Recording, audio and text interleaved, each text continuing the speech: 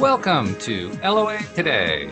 I'm Walt Eason here with Louis D'Souza. Today is Monday, June the 22nd, 2020. It's 4 p.m. New York time, and wherever you are in the world, thank you for joining us for another episode of LOA Today, your daily dose of happy. And I'm hoping this is actually picking up because my screen just froze on the YouTube. So I'm not sure if this is live streaming or not, but that's okay. If it's not, we'll have to upload the file later on. If it is, then welcome. We just don't really know for sure. But in the meantime, I have a little sad news to pass along.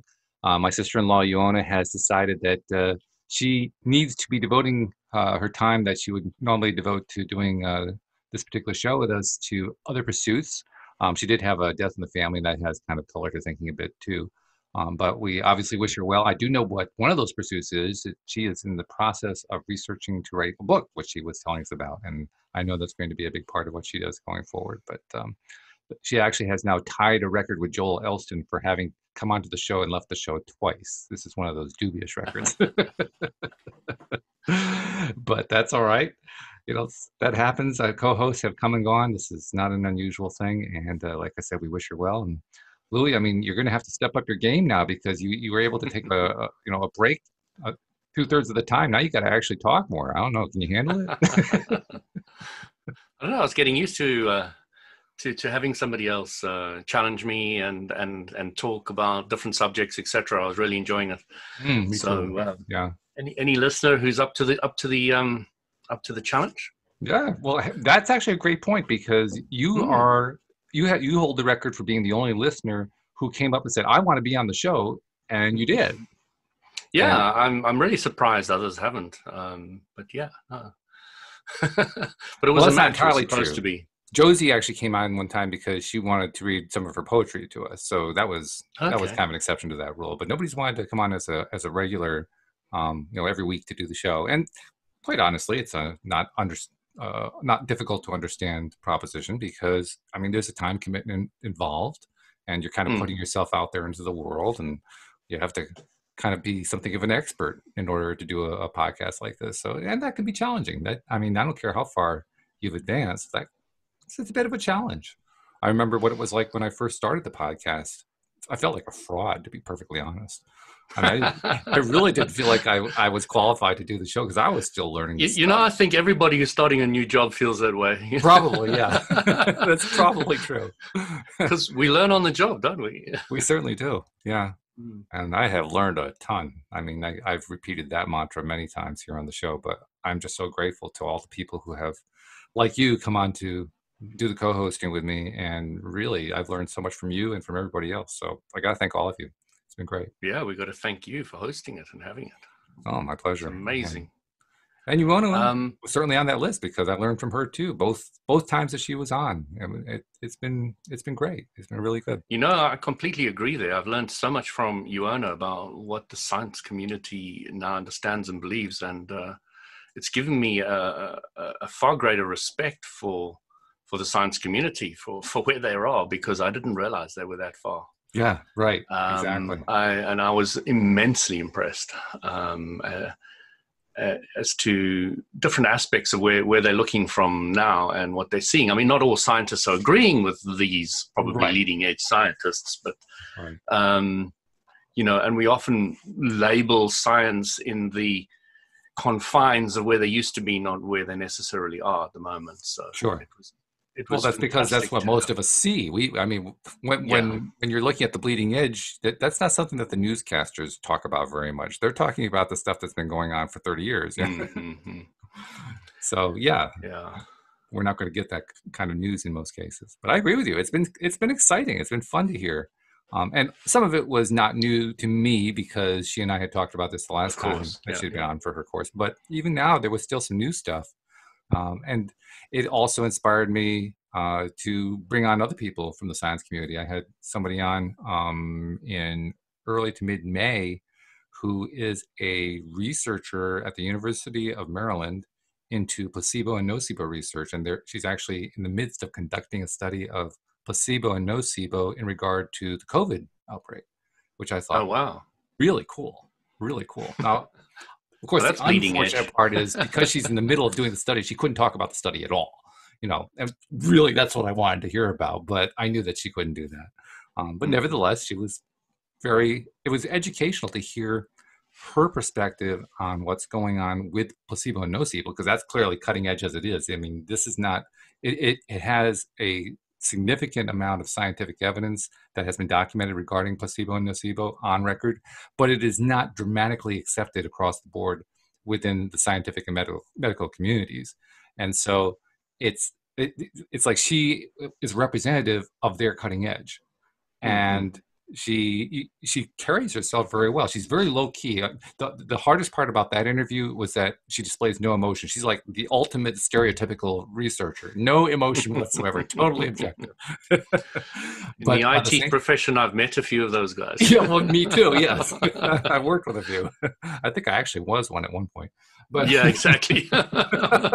we relate. Yes, no doubt about it. But it was cool because just in the way she would talk about things, just the way she would phrase certain answers. And of course, she had to be very general about what she was saying. But you could tell, on the one hand, she's straddling a line. On the one hand, she is supportive of mainstream medicine, mainstream scientific research. On the other hand, she is very inquisitive and intuitive in the sense that she won't tell you something that she doesn't know factually with a strong backload of evidence to support it, but you could tell she thinks in a certain way. So, for instance, I was never able to get her off of the idea, beyond the idea that you can use placebo as anything but painkiller, because that's how far the research has progressed. It hasn't progressed right. from that, But you could tell from her answer, she was always couching her answers. It's not a big stretch in the imagination to take it further, is it? Well, not from our perspective, no. But from a science perspective, wow, yeah. I would not have thought that. Well, it's because they have such a strong pressure within their community to document everything with evidence. You constantly are taking measurements. You're constantly documenting those measurements, and then you're looking for trends that converge the evidence together, and that's how you draw your conclusions. And then Einstein said everything is relative, so it's really tricky. No kidding. Yeah. Yeah. So yeah, I agree. It's fun to hear what's happening, and I've already told her I want to have her back when she completes her study, because I have made no secret of the fact that I believe that COVID is largely driven by human belief, and I've played that up considerably here on the show, which is it's something that my co-host would certainly be sympathetic to, and probably our listenership. It's not something that the vast majority of people around the world are going to be sympathetic to in the midst of a pandemic, particularly. Well, it boils down to the philosophy that you create your reality, or you only create part of your reality, which is what most people believe. Yeah. Yeah. Yeah. So, and well, more than that, though, when you're in the midst of a crisis situation where people feel like their lives are endangered, or at the very least their health is endangered, that's when, if they're not already on board with the idea that we are completely in charge with our health, that's when they're going to be really, really the most resistant. They're going to display the most resistance to anyone who suggests otherwise from what the medical mainstream establishment suggests and says this is what's really going on. I'm seeing it here in the U.S. just in terms of, I'm a big survey person. I like looking at studies and polls and so forth. And one of the polling numbers that consistently comes up, 75 to 80% of Americans are very strongly behind what the medical community says we should be doing regarding COVID. I mean, it's almost lockstep. That's not quite lockstep. 1 out of 5 is not totally on board, but that's pretty darn close. So combine that with the emotional side of it. It's no wonder that you would get pushback if you came along and said, well, this is all driven by placebo and nocebo. You get people looking at you like, well, you should be social distancing and wearing masks. I don't know what the hell you're talking about. Well, it's quite interesting because I think the British government is saying, and now this is hearsay because I don't listen to the news personally, so I won't say Boris Johnson said, but somebody said Boris Johnson said that we can't lock down the country again if this happens again. Yeah, that is a very typical conservative viewpoint that's being expressed. It's expressed here in the US, it's being expressed in Britain, it's being expressed in a number of different countries around the world. And I think it's more ideologically driven than it is driven by any kind of science or understanding of LOA or anything like that. But you're right, it I does think exist. it's based on a financial. Financial is certainly part of it, yeah. But I would argue that the financial part is actually minimal because the people who are pushing it are conservative politicians, and financial usually isn't their top priority. Usually their top priority is getting elected and making their bases happy and that kind of thing. And anything that they can do to stir the pot against their oppositions, and their oppositions are the ones who are lining up firmly with the medical community, well, then you just go the opposite of what your opposition is doing, right? That's the way you tend to reach out on an emotional level, because they do. I will give politicians credit for that. Politicians do understand the power of emotion. They don't always use it in a way that I would suggest that they could do better on, but they do understand it, and they're particularly effective with negative emotion. They spend a lot of time on it. They're, quite skilled at it. So, don't really have a particular topic in mind today. Uohna texted me that she was going to have to leave the show late yesterday, and I didn't have any chance to really do anything about it today in terms of figuring out an appropriate topic. But I think kind of in general, I like the idea of exploring kind of what we're talking about here. How does what's going on and what we talk about and teach diverge? How does it merge? And what do we do about that? I mean, we've talked quite a bit in the past about, how to deal with the stresses that are involved and how to understand, why people are reacting the ways they do and how to shield yourself from negative stuff going on and all that kind of thing. But we haven't really talked a whole lot about the dynamic of the belief systems themselves, because there are different belief systems at play here. I would say dramatically different, considering where I'll call them LOA circles are at, and where mainstream global Earth, where mainstream Earth is at. If there is such a thing as mainstream Earth, I mean, it's not like there's just one way of thinking on Earth. There are lots of ways of thinking, but there's sort of an overall tendency, I think, to kind of be interested in what it is we talk about. It's kind of like an interesting parlor conversation, but nothing you want to take in, anything that's real and important. I think that's the perspective right now. So those of us who are talking about it here on the show and who deal with it in our everyday lives. I mean, you see this question a lot on the boards on the social media. I have a family member who doesn't believe any of this. I'm going to use Chief Harold Peck, who's been a guest twice on the show. He's a former military guy, a wonderful guy. I'm going to use his phrase. He says, I have a family member who doesn't believe any of this hippie shit. And all this hippie shit is just a waste of time. And they're becoming more and more, they're hitting me hard on it and so forth. How do I deal with that? You see that kind of question a lot on social media. So, it's one of the things that we who advocate this can have come in our faces. I can't say I get it too much, but I know others can. So, I mean, you probably don't get it much at all because you just tune most of that kind of stuff out. But on those rare occasions, Louis, where you get it, how do you deal with it?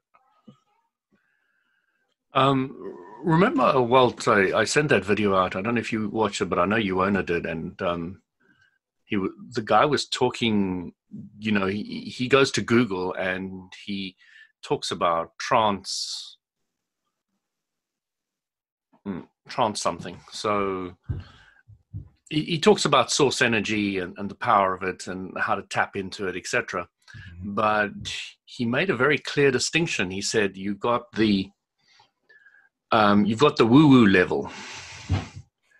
And I loved the woo-woo level, but there's something new concept to me. And he said, then you've got the trance source level, and then you've got the woo-woo level. Now, he just made it so clear to me, and I was blown away because, this is the first time I understood this guy who said to you, this is just hippie shit, is talking about the woo-woo level. Right. He's talking about things like sex before marriage, you'll go to hell. Okay. don't believe in hell, first of all. Sex before marriage, it was the most beautiful thing in the world that I've ever had. Now, why is it so bad? So you've got your emotions telling you one thing, you've got the doctrine telling you something else, and you just don't believe the shit. It doesn't make any sense to you. So though all those kind of things fit into the woo-woo level of things that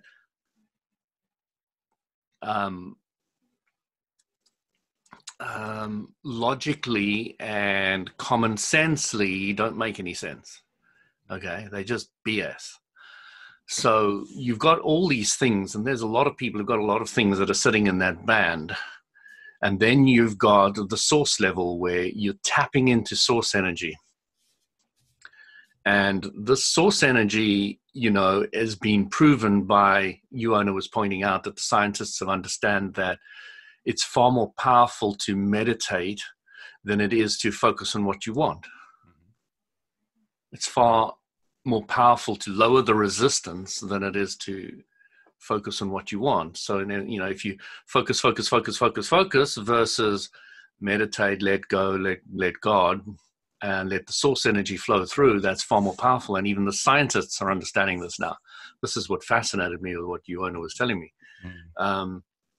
So to me, that's brilliant that they're starting to understand that. So when I get somebody like that, and what he said, this is another dimension. He said, what happens is most people want to merge the two together, the woo-woo and the trance, the source level. They want to merge them together and say that they're all bad. But they can't anymore, because they're now starting to separate the two and make you understand that there is a separation, understand what fits into the woo-woo level and what fits into the clarity of source energy and being able to manifest the things that you want, etc.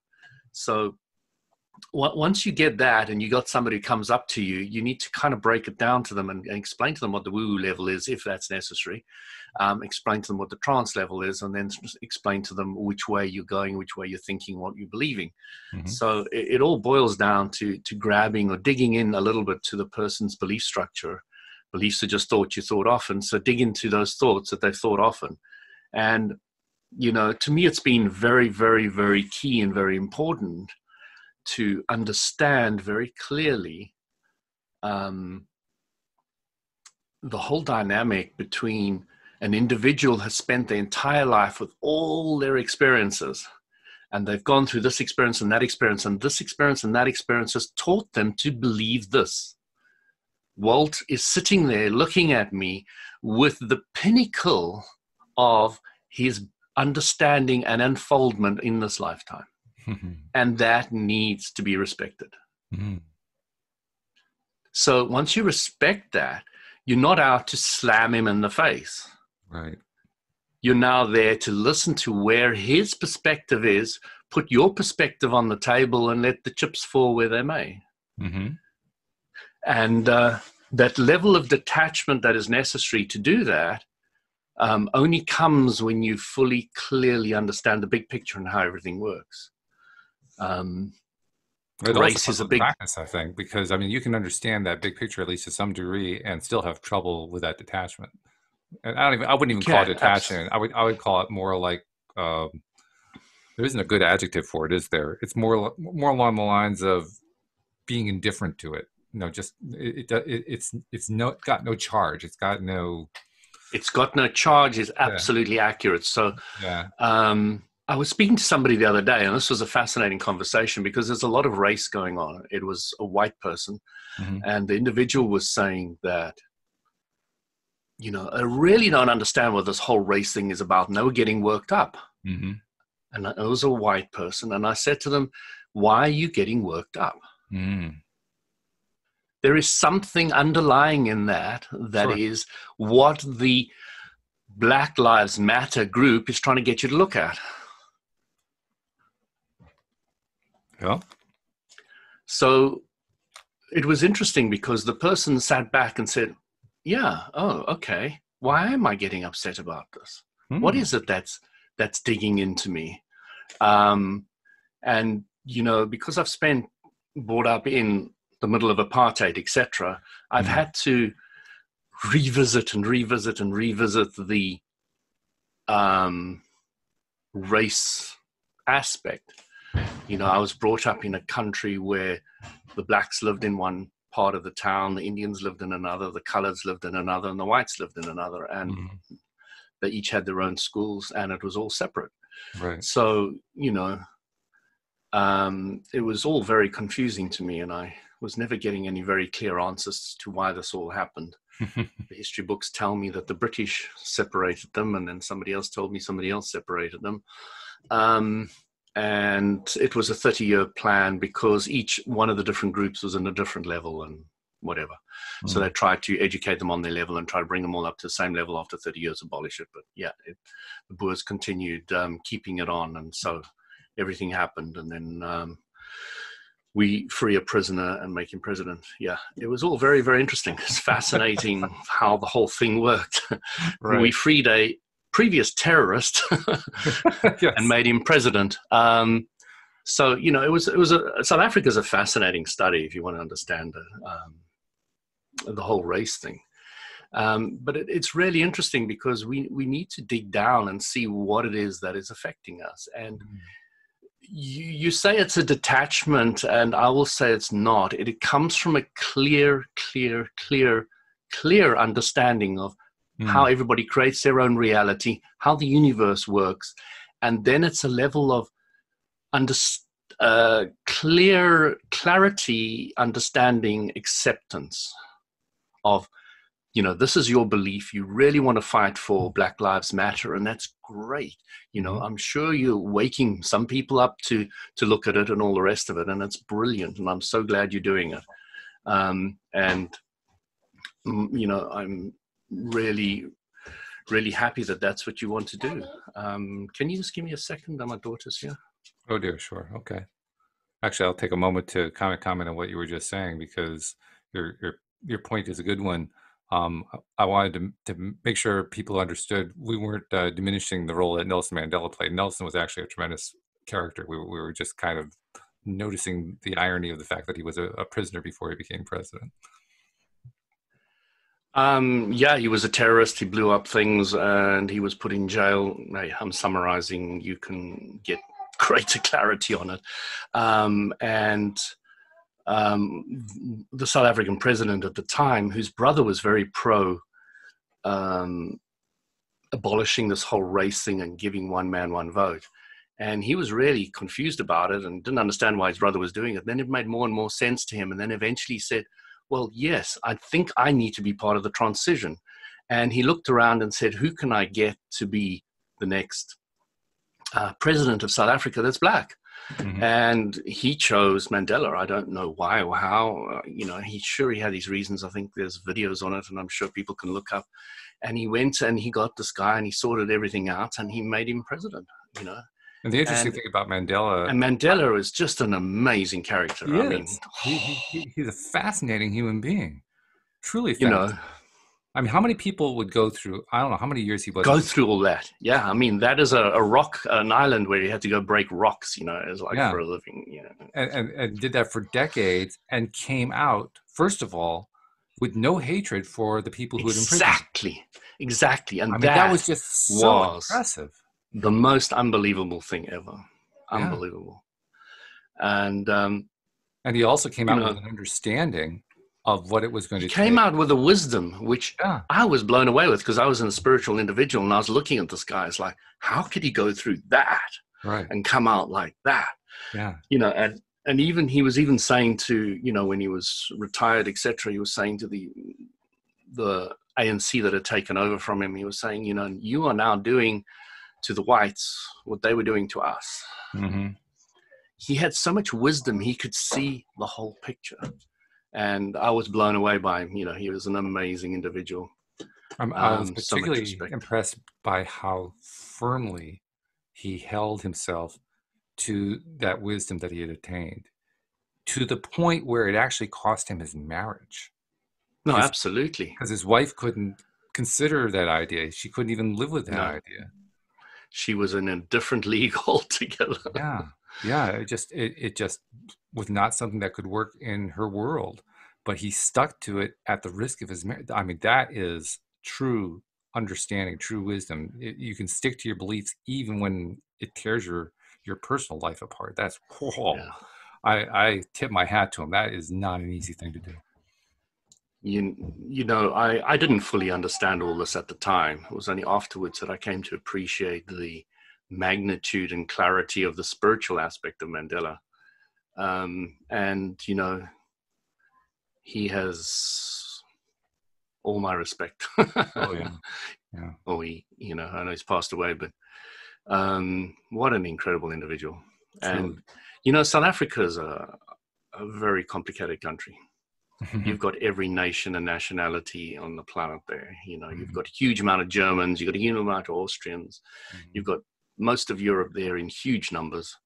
You've got you don't hear that Russian much. community. You've got, you know, you've got a huge everything there, and you've got such diversity on levels you've never dreamt of. And it's a huge melting pot at the end of the earth, at the end of Africa. Which is extremely ironic because that's precisely what the people who set up the whole apartheid system were trying to avoid. I mean, look at that from an LOA perspective. They were focused deeply on this idea: we must keep these races separate. They must be separate. It's for the good of the country. And that devotion led to precisely the opposite of what they hoped for. You know, I have to admire the Black government in doing what the whites could never do, and that is merging the schools. So there's Black, Indians, coloreds, and whites all in every school everywhere, with pretty much no exceptions. And that will change the future of South Africa. That alone will change everything. But I was so separate, I didn't even have any Black friends in South Africa. Sure. Nothing. Oh, yeah. I came to England and suddenly I had loads of them. And I was like, what changed? Yeah, right. What changed? Location. Why? You know, it wasn't only location. It was the level of education that was given to the Blacks at that stage versus the level of education that they were given in the UK was completely different. So it was amazing to come here and have full-blown intellectual conversations and talk about spirituality. And, you know, I was part of a spiritual group in South Africa that literally didn't have a Black member, as far as I know at the time. Now, the same spiritual path in the middle of Africa, in Ghana and Nigeria, had tens of thousands of people that are members. So the difference between Ghana, middle of Africa, and Southern Africa was massive. Right. Was gargantuous. And I didn't understand any of this either until much later on. And it was very, very interesting because even now I've got quite a few Black friends, and it's just great. You know, I don't see them any different from anybody else, and I never have really.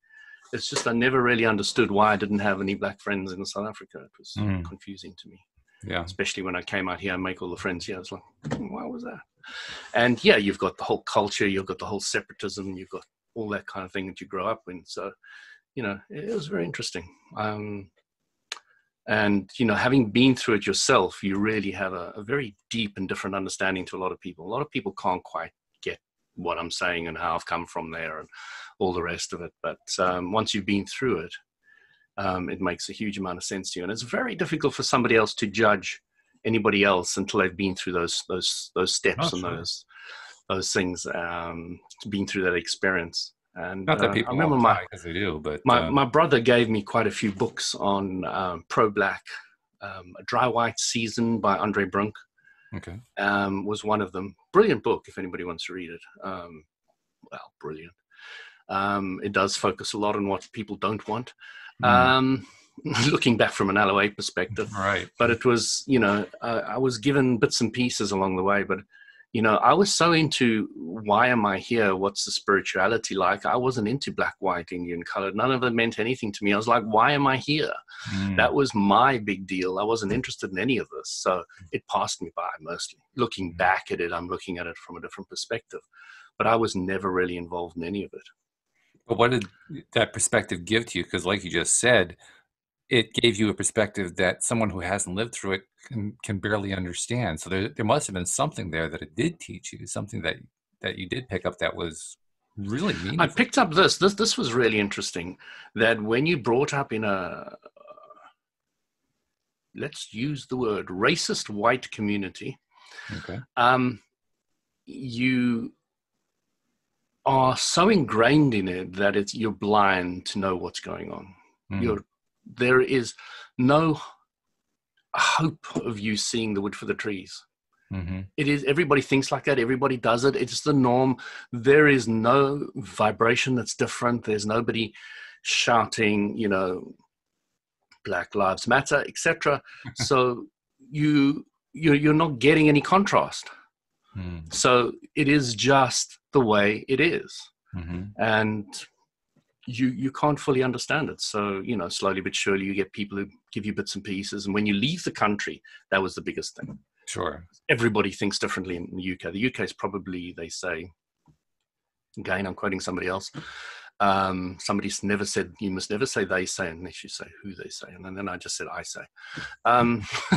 Good strategy. I say the UK, the UK is probably the most accepting of all different races in the world. From almost any other country. Very, very accepting. So, and yet they will still be slammed at every corner. It's just the way it's going to be. And again, it's an irony because Britain is known throughout the world as, for many, many, many years, the leading colonial empire that had the least amount of respect for other races. And so here we have this huge flip-flop that has taken place over time. And if it wasn't gone to the one end, it probably wouldn't be on the other. So, I love that. Yeah. I love the fact that, when people are really fighting for different things, then, people start seeing the other side of the point, the other point of view, because contrast is our teacher. There's a law of attraction. Right. And it's just amazing.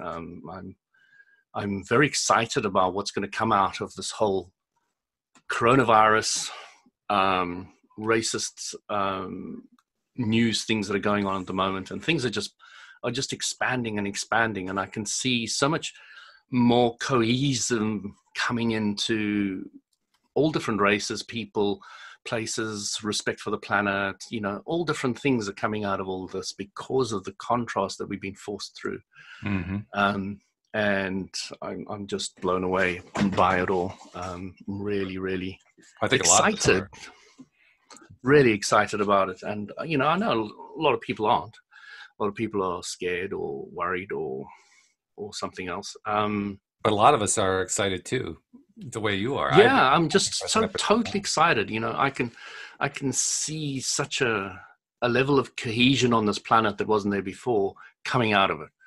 And, thank goodness we had to stop the flights and stop the transport and stop traveling and all the rest of it. It probably wasn't necessary. At least that's my take on it. At least that's a take of the president for the future. Or prime minister. We did have the break. We were forced for at least 3 months to sit on our asses and stay at home, most of us. So, it created a huge contrast in a lot of us. A lot of us were saying things like, well, what am I doing at home? What do I do now? How do I educate my kids?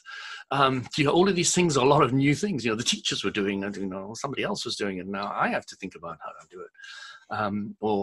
I really don't like that job anymore. Right. I'm just glad I'm sitting at home now. Yeah. What else can I do? And then I've got time to think about it. All these things are coming out of all of this, and I'm just so excited, I'm still, this is a relatively small thing compared to all the things that are going out there, but I guess none of them are really small. I'm still amazed. I imagine something similar has happened in the UK as well, but here in the US, the animal shelters have all been emptied out. Literally all of the animals that were ready for adoption, not all of them, nearly all of them have been adopted. And it's been news stories in towns across the country. They bring their cameras in, they show all the empty kennels, because all the dogs and all the cats are gone. They've all been adopted. Why? Because everybody was home. Well, that seems like a good time to get a pet for the family. Who would have expected that? That is fascinating. I hadn't heard that, but that Oh, you sounds hadn't? Oh, brilliant. You know, yeah. wow. You know, animals are such an important part of the way Abram puts it. I like it because Abram would say animals don't carry much thought about what they don't want. True. They might have a little, Yeah, not but much. they're usually so much in harmony that they are good reference points and good places for us to go to see what a more harmonious life looks like. Mm-hmm. Mm-hmm. You could be stressed, come back from work, and you got this cat sitting on your lap purring, and it just changes you. You know, It does. Yeah. just changes you. You're just like, wow, that purr. You know, my God, I want to purr like that. Dogs, same thing. I mean, I'm not a dog person, but I have to admit, one of the wonderful things about dogs are the best example of what's called unconditional love that I've ever seen. I mean, literally, it You can doesn't hit matter them, what you kind can of do dog whatever you want, but they still come back. it still comes Cat's a back. little bit different, though. Well, yeah, cats are. There's an old adage about herding cats that kind of explains it. But dogs, I mean, they're just loyal. They just love you. You know, you give them the home, you give them the food, you take them out for them to do their Just business, and that's imagine all if they your need. parents or your brothers or your sisters or your fellow podcast listeners, etc., just loved each other, you know, Mm. just had that level of a dog loyalty where, you know, I'm just going to be loyal and kind and just supportive, and let me just go for it. Let me just do Yeah, it. right. You know, there's so many different ways to support, though, Walt. What do you mean? You sometimes need a support by being quiet, Hmm. and you sometimes support by listening, Mm-hmm. and sometimes you support by sharing your own stories. Mm-hmm. Yeah, but there's many different ways of supporting somebody, and you have to be really tuned in to know which one is right at the right time. Yep. Yeah, you have to pay a lot of attention. There are cues and signals that are available for you if you're paying attention. And sometimes even when you're paying attention, you don't catch them all. But Yes, I that's know. part of the growing But process. again, yeah, that's life, and that's how we learn and grow, isn't it? It certainly is. With the signals that we get, the cues that we get, one of the most interesting aspects of them is that learning to receive them is one of the best ways that we can also learn how to allow. Because in order to receive them, you have to quiet yourself enough to hear them, or to see them, or to notice them in some way. If you don't quiet yourself, that's how you miss them. That's how they go right on by, and it was there all along, and you just didn't see it.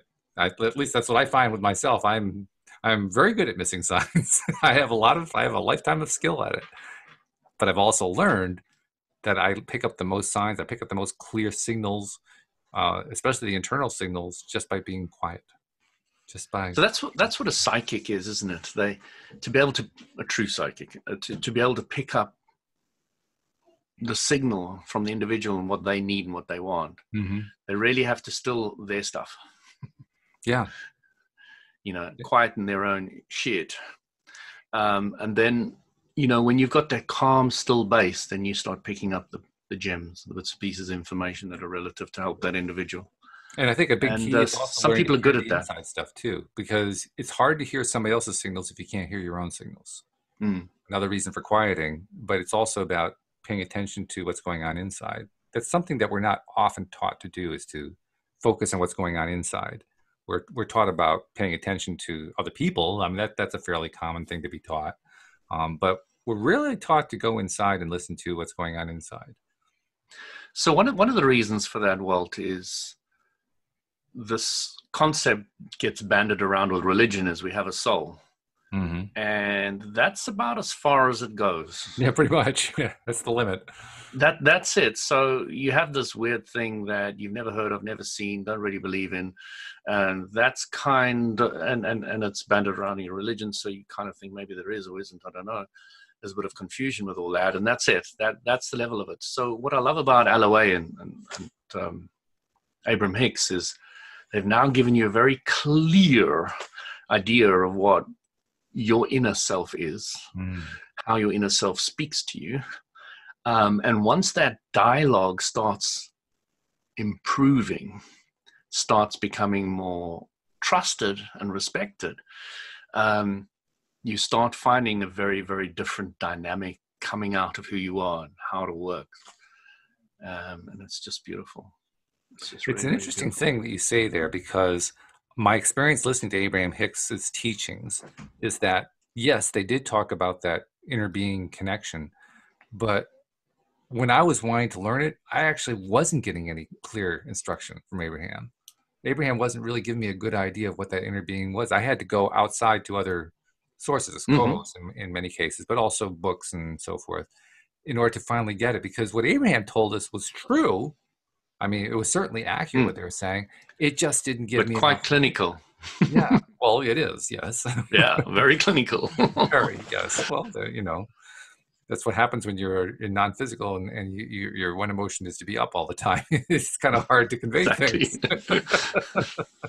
You just don't see the other perspective. Game over. That's right, yeah. It limits the conversation quite substantially. It does. And I think that's why they've been very successful, is because they've kept that high vibration going and not come down to roll in the negative. Yeah. It's funny too. You can almost see it on Esther's face as she's trying to translate these blocks of thought that she's getting from Abraham to the audience. It's like she's reaching for the right translation, the right wording to match what they're saying. So what Abram's doing, Abram's got a clear idea of what they say, but now they're going into Esther's head to suck in all her lifetime of English knowledge and words, etc. And then after they've got that, then that comes out of her mouth. And that's how it works. So one guy says to him, you know, can't you speak in Spanish? And so Abram said, no, I can't, because Esther doesn't know Spanish. Esther doesn't have that box of words and understanding. So, you know, and I found that fascinating, because that really explained how the whole mechanism worked. Yeah, it makes it clear. There's the contrast again, a contrast that we didn't have before. Oh, she has a limitation because like people, she only speaks one language, so that's what they can communicate in. It's not their limitation, it's hers, and that's she's the vessel that they're passing. Well, it's not a limitation as far as that's concerned. It can be translated later. Well, sure. But, you know, it is explaining the dynamic of how it works. If you want me to speak in Spanish, I need to be able to talk through a Spanish person, which is understandable. But it was really fascinating, because it did give me greater clarity of how the process works. Among other things, it tells me they're not actually teaching her what to say. Well, when she's underneath it, she doesn't know anything. She has to go back and listen to them. Right. But we could easily infer that she's being taught. I mean, that's where somebody who concludes she's being taught in this respect only, is that she is raising her vibration to a high level and maintaining it. That's her lesson. That's her teaching. Exactly. Oh, yeah. Afterwards, she can take the audio and learn other things from it. Well, I was just thinking about the guy who was asking the question about why can't you teach this in Spanish? And the lesson that's in there is they don't actually teach her how to say the words. They don't teach her how to express. They simply pass the message along and let her express the way she... As the way they put it, they pass blocks of thoughts into her head and she translates them into English. Right. Yeah. So it's not like they're dictating sounds to her that she's just mouthing. Yeah. No, literally, they're just giving her blocks of thought, which means she's pretty busy. Even with us, we take a bit of time, like I'm doing now, like, what's the right word to say? So you've got that little gap, and she has it as well. I mean, Abram through Esther has those little blocks where they're like, what's the right word? They're usually pretty damn good now. And the speed, you know, I watched right from the beginning, and the speed with which the transition happened then and the transition happened now is like cheese and chalk. It's almost instantaneous. Her skill level at being able to translate that is just really taken off. Yeah. She's a great example of that. You know, in the beginning, in my old spiritual life, I didn't have much time for these people. who translated through other people. And the reason I didn't have them is because my understanding was that the host became damaged. Over time, when you studied these guys, some of them, completely lost the plot and went mad and all the rest of it. So I was really curious as to why this wasn't happening with Esther. Yeah. It's like, this is fascinating. I mean, they've been going for 35 years. It's like unbelievable. Well, sort of another take on it in the same vein, though, is since they aren't dictating words, then the perception that some people have is truly inaccurate. Now we understand better why that perception is inaccurate. And that perception is that she's being possessed by Abraham. And she's made it clear she's not being possessed by Abraham, but that perception still exists among many people who don't really follow Abraham very well. You could look at it as possession, but it's a greed possession. I'm not even Therefore, sure. It isn't possession. I'm not sure it really qualifies, to be honest. Because no, it doesn't, because it's agreed possession isn't possession, is it? Not really. Well, no. Kind of, sort of. But I think even agreed possession is still an inaccurate way of describing it, because the only thing that is passing between them in terms of any kind of control is the information. There is no other. It's not like they are controlling any of her actions in any way. Well, they do move her hands and they do speak through her mouth, so there are certain actions. I'm not so sure. I think that's her translating again. Right. Okay. Yeah. I don't think she's being possessed at all. I think she gets the blocks of thoughts and the rest react to that. Yeah, I can see that. I think a language translator is really the best analogy. Somebody who two heads of state are conversing, and they have translators to translate back and forth, and all that translator is doing is just communicating what the other guy said. He's not being possessed in any way. He's just simply doing his job of passing information back and forth. Yeah, no, I like that analogy. I hadn't really thought of it like that. That's cool. I think that's really what it is. And I like it on a number of levels, not the least of which is that it knocks down the argument that she's being possessed. Oh, that wouldn't bother me in the slightest.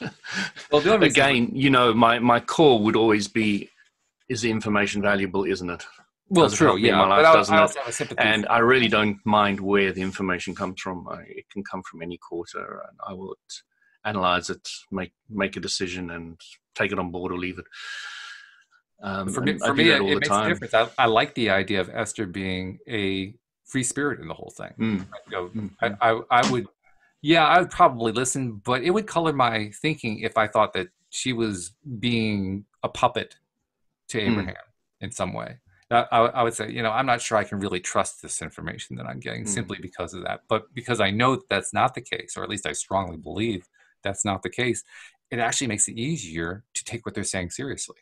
And the information seems better to me because... Yeah, no, I understand what you're saying, and I do agree with it. Yeah, they're basically demonstrating the ultimate in respect.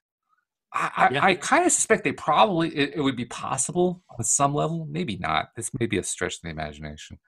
But it's probably possible on some level for non-physical entities to possess physical entities. I think it's kind of difficult, but I won't rule out the possibility of it. But it would taint everything. It would just make it all so unpalatable, because puppetry is, it's kind of entertaining at first, but it ultimately is boring. And when you understand that free will is being impinged upon, then it becomes just plain unpalatable. Many people would say Abraham Hicks is now boring because they got the message. That's true. Yeah. And Abraham would say, good. Exactly. We were wondering what was taking so long. Yeah. Good. Now you don't need me. Go live it. Bye. That's right.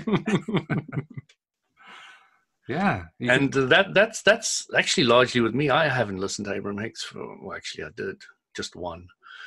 Briefly, but it's, I used to, as I said to you once upon a time, I probably listened to over 1,000 hours, but now I hardly listen to them at all, not at all. But the philosophy, the concepts, the ideas are embedded in me. They're me now. They're not Abrams anymore. I haven't listened anywhere near as much as you have. I've probably listened to like maybe 100 hours max. And I'm guessing it's probably less than that.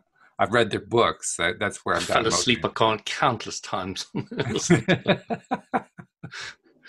8-hour YouTube audios, which used to be there. They seem to have vanished. All the long ones have vanished. They've obviously. Well, I did watch one that was out in April, just as COVID was really at its peak, and they were addressing COVID, which was why I was wondering, how were they going to handle it, what they were going to address. So I watched about 45 minutes out of that one. But even that, in that case, it was like just saying the same things in a different way, using the same. It's exactly what I got from it.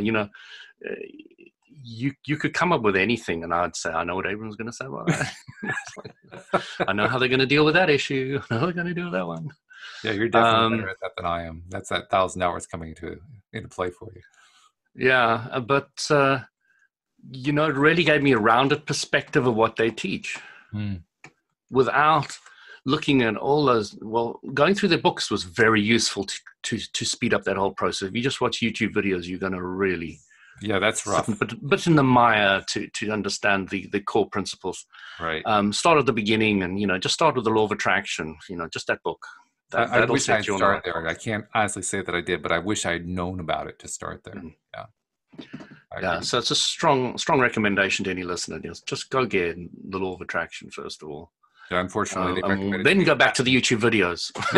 I always recommended Asking It Is and Given. then That's my first Asking one. Is Given is another very good one. It's very good, but I wouldn't start with it anymore. I wouldn't start with it. Having started with that one. So I would go with the law of attraction, a couple of YouTube videos, like a couple, 20, and then Asking It's Given, and then you can go back to the YouTube videos. So.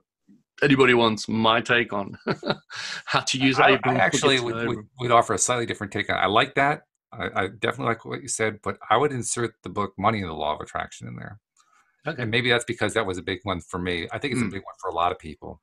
But some people you might say a relationship one or the money one. Yeah, and they do have others that are good along those lines. I just thought they did a brilliant job, a better job actually than in Asking It Is Given. In terms of addressing the root of the issue. I mean, law of attraction, the basis of the teachings of Abraham, that's certainly the primer. That's the one that you're best starting with. But I would do Money and the Law of Attraction second because the clarity. I really didn't like that too much. But is that right? Oh, I love the clarity of that one. That one it spoke to me better than hit the nail on the head, yeah. This is something I also want to really put out to anybody who's into growing and spiritual books, etc. The right book will come at the right time. You just got to be open. You got to put out that thought. What's the next best book, teacher, etc. for me? And that thought. That's a great question. The way you asked that, by the way, most people will ask the question, "What's the next book that is the best one to read?" But you ask, "What's the next one that's best to read for me?" Which is an entirely for me now. Yeah, that's an entirely different question, and it's the right one. I think it's the smart one. Yeah, it's the level of clarity with which you ask. You get a level of clarity with the answers. I remember a lot of spiritual books have done this, Walt, and there's some really tricky and cool ones that have used this concept, but they've got this wise dude standing there and saying, ask a better question to the student, ask a better question. When you have a better question, I'll answer you. And the guy's sitting there scratching their head, like, what's the better question? I don't know. And then eventually, when they ask good questions, I love that one in Illusions, isn't it? Which one? Richard, how many people are in the world? Oh, yes. Me. Fantastic. I'll buy you a meal, Richard. It's excellent. I didn't realize you'd really got this far and already understood it. I'm really proud of you. And 9 billion others. So, no, forget the meal.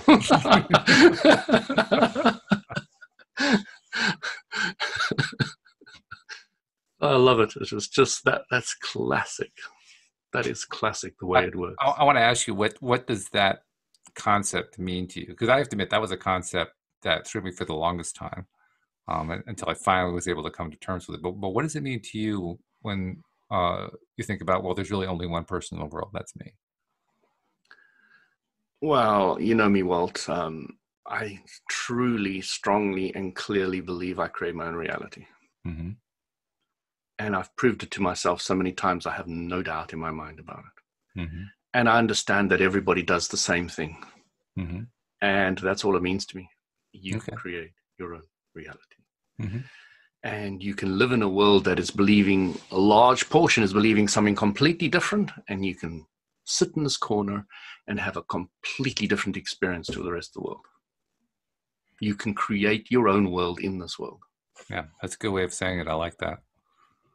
Because it gets confusing too, because in the midst of describing how there's only one person in the world, you just made reference to a whole bunch of other people, which sounds almost like a contradiction. But the clarity comes in the understanding that the world is your world. It's the world that you live in, the one that you think in, the one that you create in. Well, it's the one where I agree of who will come into it and who won't, because it's, you know, we live in an attraction-based universe, not an insertion-based universe. When you understand that, you start saying, what am I attracting? Mm-hmm. Oh, I'm attracting that. I don't want that anymore. So I will remove my focus from the media and place it on things that I love and I'm excited about. You know, I've got a woodwork shop in my garage now, which I've just created. I've just got the vice grips, and, you know, I go there and I was straightening my I've got this little keyboard trolley here, and it was always a little bit skew. And all the rest of it's been bothering me. Now that I've got this table, I've gone there, straightened it perfectly, and I'm just whistling away to myself, and I'm enjoying it, and I'm having so much fun. And outside, other people are doing other things, what they want. They're allowing in what they want. I'm allowing in that. And then I take a few steps away, go to my Jaguar and polish it. And I enjoy that. And it's like, oh, such a beautiful car. I really enjoy it. And I'm just focusing on all these things that I love and appreciate. And somebody said to me the other day, well, don't bang or don't damage your Jaguar, and you're going to become very upset. I said, if I become upset, that means the Jaguar is the reason I'm happy. And it's not. I'm happy first, and then I got the Jaguar, and I'm happy that I'm able to clean it. And I wipe on, wipe off, you know. I don't know if you ever watched Karate Kid. You might not have done it. So wax on, wax off. Wax off. Yeah, that's what I'm doing. You know, I'm thinking, hey, this is good for martial arts. I'm into Kung Fu. I've done 7 years Kung Fu. I'm training my daughter Kung Fu. So, you know, I'm just in my world. I'm living my stuff. I'm having fun. And, you know, I don't have to be involved with other people's stuff. I can limit it, or I can embrace it. And I will embrace that which I want, and I will not embrace. I'm not even going to talk about that part. I'm not even going to go there. I will embrace what I want. That's it. I've realized what it was over the years that had confused me. It took me a while to figure out that whole thing. What I finally realized is that what confused me was the choice of I think what they call in English a directive. Were you talking about the world, or were you talking about your world? And what Donald Shimoda in Illusions was talking about was your world. And what I read and what other people probably think is the world. Mm-hmm. They're not the same thing. It's an important distinction. You know, Walt, there's some people that still completely believe that this world is flat. That's their world. That's right. That's their world. Exactly. And they are 100% convinced of it. Looking at your background, I'm a bit confused. I think it's round. It's all part of a plot to just confuse you. I love it. I love it. It's so cool. Hey, I wanted to make sure I put out, first of all, I have to apologize to listeners. I deliberately on Thursday and Friday told them that they were going to be able within like 24 hours to download the app. And it didn't quite work out that way. I'm still trying to figure out how to translate this app that is done into the different platforms. I'm getting closer on it, but it's like with everything else with this project, just when I think I'm right there on the edge, oh, there's just one more thing to learn. But it is coming. It's coming soon. I promise you, I'm not going to give you any more false warnings. I'm only going to tell you when it's coming out. And when it's actually ready to come out, that's what I'm going to tell you. But in the meantime, I still want people who are not yet subscribed to become subscribers, because that way at least you'll know when it's going to be out. And ultimately, it's going to be the way to listen to the podcast. But in the meantime, do it the old-fashioned way. If you don't know how to do that, just go to the homepage of the website, loatoday.net, and it will give you the little steps to take to subscribe the old-fashioned way, using, like the Apple Podcast app or the Google Play app or whatever. But very, very soon, we will be able to go to the LOA Today app, and that's going to be the best way to listen. Also, make sure that you tell a friend to tell a friend. We need to keep passing the word around so that more and more people can find out about your daily dose of happy here on LOA Today, 5 days a week. Because we want to keep growing this. We want more and more people to understand and learn and put into practice how this thing works. And it's so much easier when you have support. And that's what you get when you listen to the show, especially when you listen to somebody like Louis, who's got this stuff down. I mean, he's just got it. So thanks, Walt. Yeah. Thank you very much, Guy. Appreciate it. Thank you to our podcast listeners. Thank you. You have me on the course for ages. Say hello to my little one. Hello. We have a last minute guest right there. Thank you for joining our podcast for the last 30 seconds. We appreciate it.